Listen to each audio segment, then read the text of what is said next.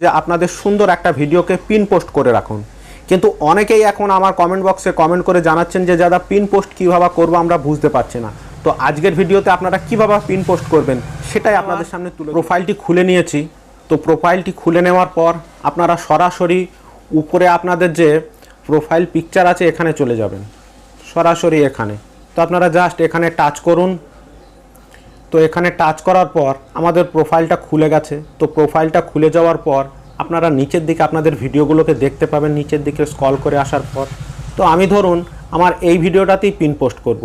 তো pin post করার জন্য আপনারা কি করবেন, জাস্ট উপরে যে 3 ডট আছে এই 3 ডটের উপরেই আপনারা টাচ করবেন। তো আমি 3 ডটের উপরে টাচ করছি। তো টাচ করার পর একদম উপরে দেখুন একটা অপশন আছে পিন পোস্ট। জাস্ট কিচ্ছু করার দরকার নেই, আপনারা ওই ভিডিওটা সিলেক্ট করে এখানেই টাচ করবেন। আপনাদের ভিডিওটা কেমন লাগলো, যদি ভালো